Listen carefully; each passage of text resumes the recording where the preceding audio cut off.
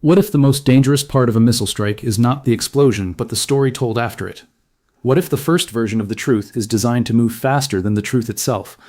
If you want clear, fearless breakdowns of the world's biggest stories, tap like, subscribe, and share this video with one friend who refuses to settle for headlines alone.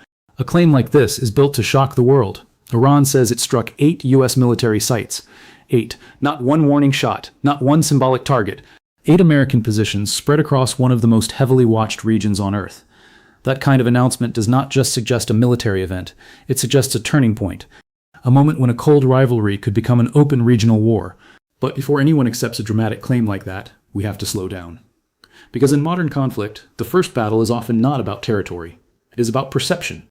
It is about who controls the first emotional reaction. Fear, pride, confusion, anger. And once those emotions spread, facts have to fight uphill just to be heard. So what really happened here? Did Iran actually hit 8 U.S. military sites? Were major American facilities damaged? Did air defenses fail? Or are we watching something more complicated, more strategic, and in some ways more dangerous than a simple yes or no answer?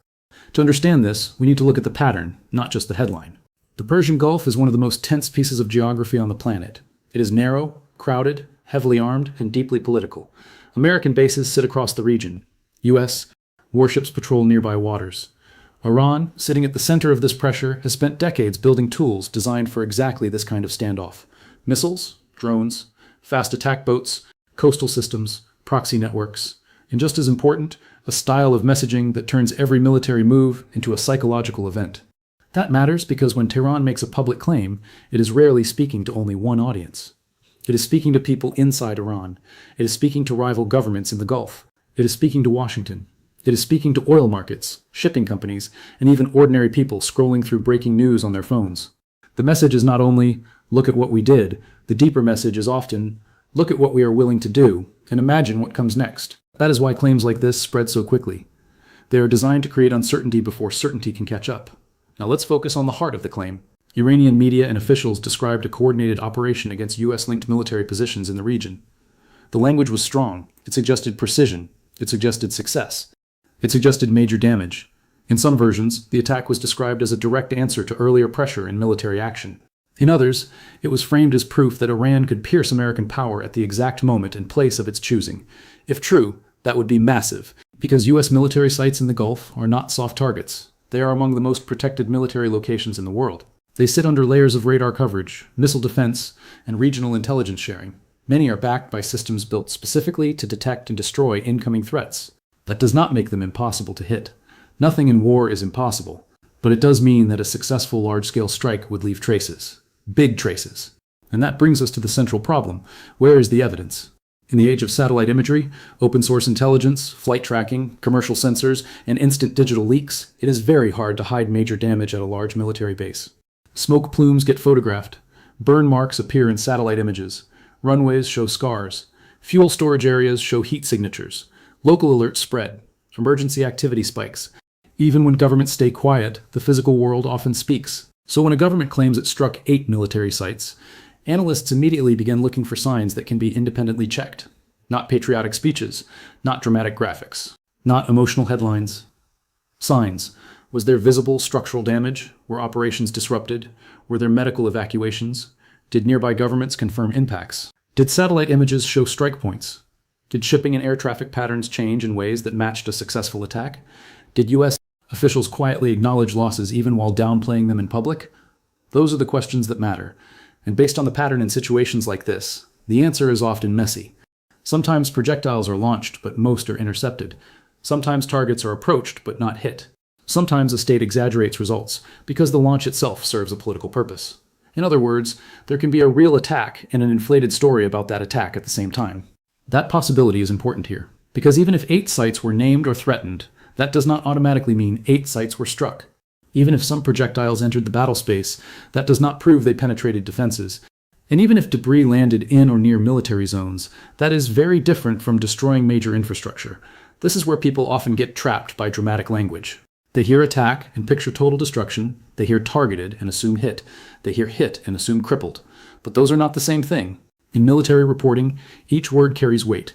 A target can be designated without being damaged. A missile can be launched without arriving. A base can come under attack without suffering major losses. That difference is not technical trivia. It is the whole story. Because if Iran launched a barrage and most of it was intercepted, that still means something serious happened. It would show intent. It would show reach. It would show the willingness to escalate directly against sites tied to the United States and its regional partners. It would force air defense systems to activate. It would burn through expensive interceptors. It would push military planners to reassess readiness. It would rattle energy markets. It would remind the world that even a failed strike can produce strategic effects. And that is one of the most unsettling truths in modern warfare. Success is not always measured by what gets blown up.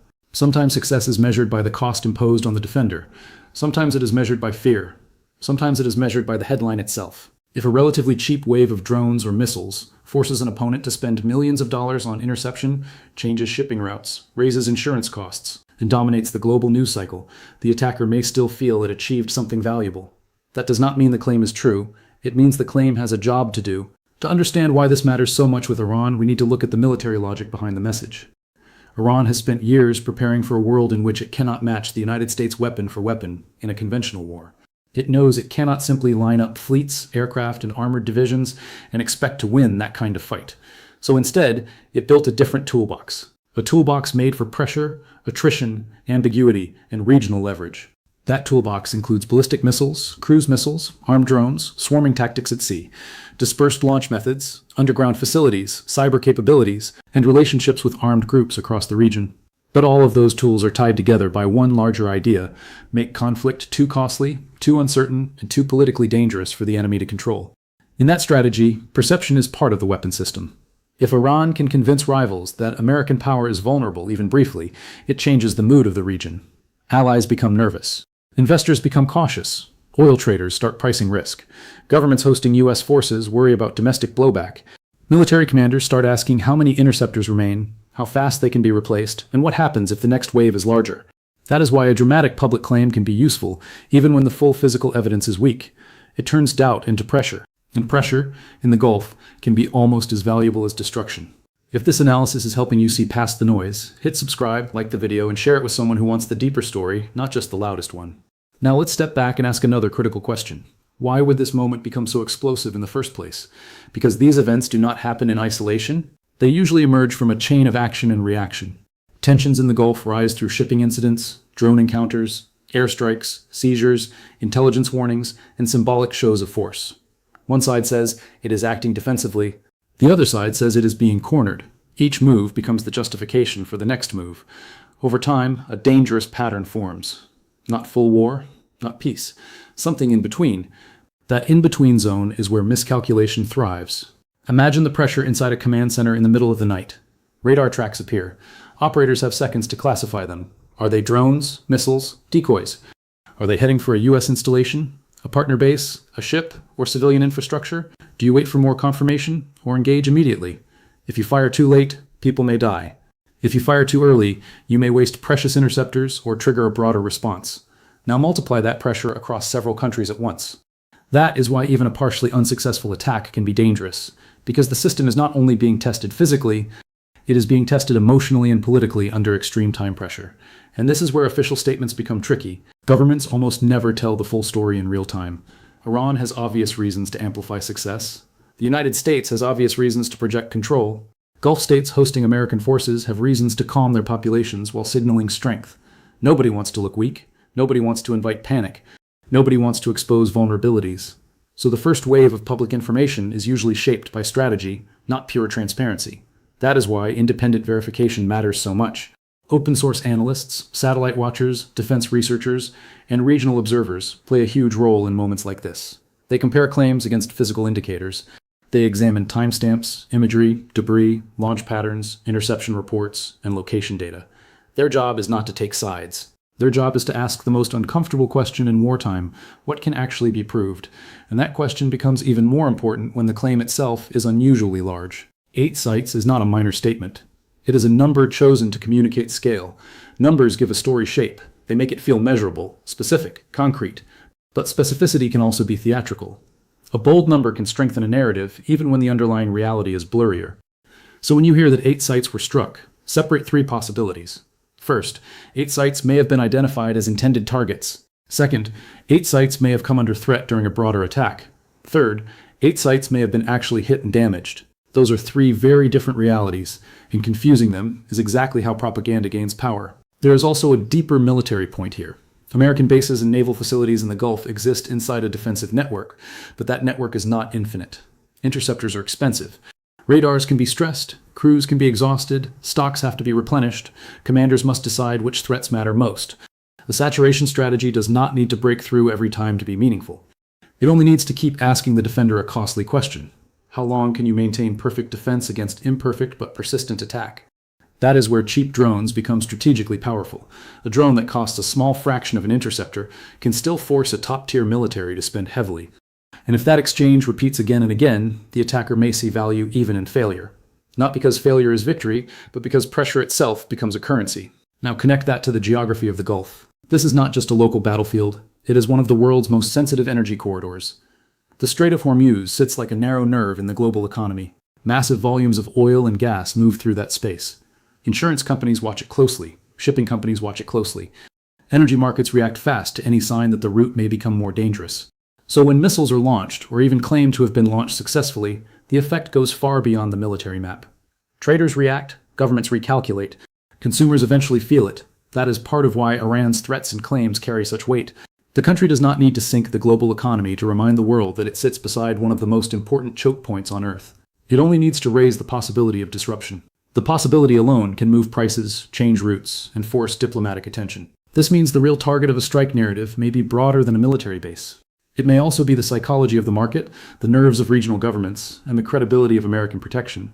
In other words, the battlefield is physical, informational, and economic all at once. History helps us understand why both sides are so careful and yet so dangerous. The United States and Iran have a long record of confrontation, but often through controlled escalation. They push, they signal, they punish, then they pause before the edge becomes a cliff. That does not mean the danger is low. It means both sides have experience operating near disaster. We saw this in earlier crises. We saw how quickly naval incidents, mine attacks, missile launches, and retaliatory strikes could bring the region to the brink. We also saw something else. Both sides learn. Iran studies how U.S. defenses respond. The United States studies Iranian launch patterns, doctrine, and limits. Every exchange becomes a lesson. Every lesson shapes the next round. That means even when a dramatic claim is exaggerated, it can still reveal something real. It can reveal intent. It can reveal confidence. It can reveal what one side wants the other side to fear. And in strategy, what your enemy wants you to fear is often a clue to what they believe matters most. So what probably happened here? The most careful answer is this. There may well have been a real coordinated attack or attempted attack involving missiles, drones, or both. Regional alerts and defensive responses would fit that pattern. But the leap from there was an attack to 8 U.S. military sites were successfully struck and badly damaged is enormous. Without strong, independent evidence, that leap remains unproven. That does not make the story less serious. In some ways, it makes it more serious, because the gap between claim and proof is exactly where escalation becomes unpredictable. If Iran believes the political effect of the strike was valuable, it may be encouraged to try again. If Washington believes the attack was mainly propaganda, it may underestimate the next one. If regional allies feel exposed, they may push for stronger responses. If domestic audiences on either side demand retaliation based on emotion rather than evidence, leaders may lose room to step back. And once that happens, one intercepted barrage can become the prelude to something much worse. Let me put it plainly. The most dangerous moment is not always when missiles fly. It is when leaders, media systems, and populations start locking themselves into stories they can no longer afford to revise. Because then pride takes over. And pride is a terrible air defense system. If you've made it this far, share this video with someone who values calm thinking in chaotic times, and subscribe now, because the next crisis will make even less sense if we stop asking hard questions. There is another layer to this that is easy to miss. Public claims of military success are not only about external enemies, they are also about internal legitimacy. Governments under pressure often use dramatic security narratives to project strength at home. A bold announcement can reassure supporters, silence critics, and create a sense of control in a tense moment. That does not mean the event is fake. It means the storytelling around the event serves more than one purpose. For Iran, that domestic audience matters. For the United States, domestic optics matter too. No administration wants images of damaged bases and shaken deterrence. No military wants to advertise the cost of defense in a region already full of political fatigue. So both sides enter the information fight with incentives to shape perception. This is why the truth arrives in layers. First comes shock, then comes official certainty, then comes contradiction, Then comes evidence. Then, sometimes much later, comes a more sober picture.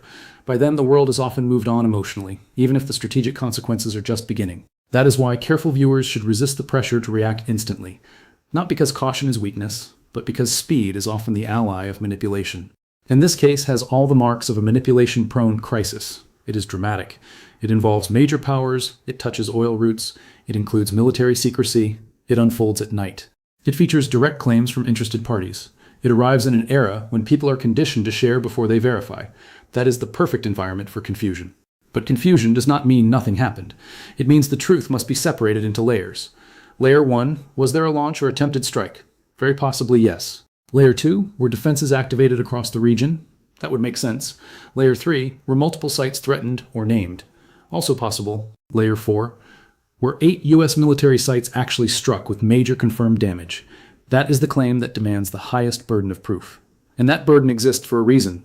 Because once the public accepts unverified battlefield claims too easily, the cost of lying falls. The easier it is to win the first headline, the easier it becomes to weaponize ambiguity over and over again. This matters beyond Iran and the United States.